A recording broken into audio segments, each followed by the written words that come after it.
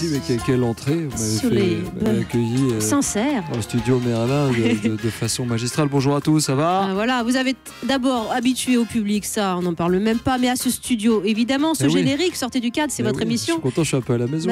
Je vous ai mis dans les conditions idéales. J'adore. Je vous ai tweeté tout à l'heure, je le dis à nos auditeurs, envoyez tout de suite vos réactions sur E1 midi. Merci, voilà, merci pour Elodie Huchard qui gère ça comme community manager. Alors sortez du cadre, c'est entre 11h et midi et demi.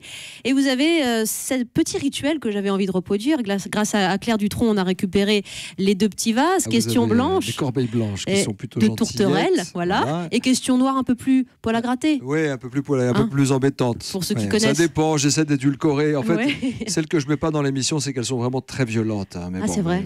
Il y a beaucoup de questions que vous auriez envie de poser qui sont vraiment corrosives. Non, alors comme ce sont des questions qui sont évidemment réalisées, on essaie de les écrire avec un peu de style. Parfois, les auteurs se lâchent.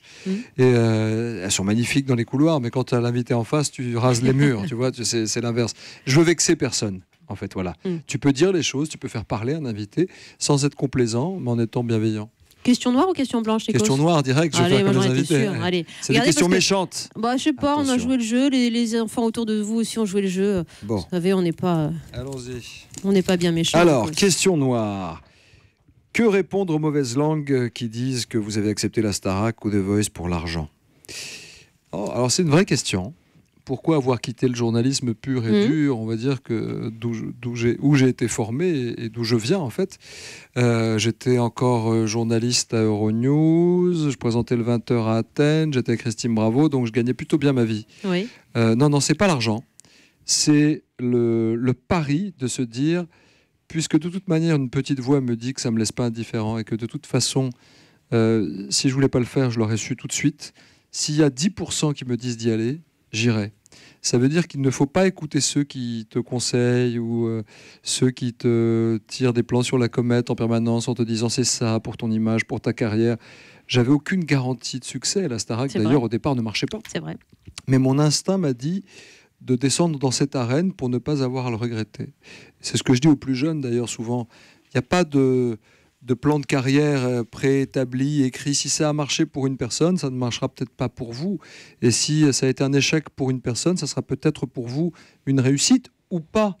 Donc je n'ai pas effectivement signé le contrat mirobolant en arrivant à TF1. J'ai été payé comme d'autres animateurs et moins que les stars de l'époque. C'était une vraie question, c'était une vraie réponse. Nikos Aliagas, vous qui aimez la photo et donc la belle lumière, j'ai retrouvé une phrase et une séquence que vous avez prononcée votre père quand vous avez obtenu votre carte de presse, quand vous arrivez à la maison et que votre père vous a dit, peut-être plus ou moins comme ça, de laisser la lumière en dehors de la maison. Elle résonne encore cette injonction puisqu'on vous sent bardé par la morale aussi. Bien sûr, oui, on est plus dans l'éthique du ne sois pas dupe. C'est ce que me disait mon père.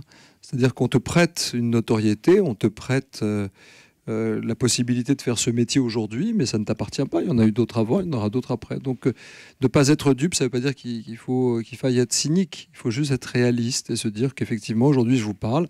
Vous connaissez mon nom, mon prénom, mon travail. Peut-être que certains s'intéressent aussi à ce travail, mais peut-être qu'un jour, quand vous serez à ma place et que vous aurez 46 ans, adulte, vous direz comment il s'appelait le mec là, tu sais, le gars que tu te souviens, Nikos Aliagos. Voilà, ça fait partie de la vie, il faut savoir l'accepter. Voilà. Alors, des questions de Salma, de Yuna, de Léo. Salma, on t'écoute, tu commences la question.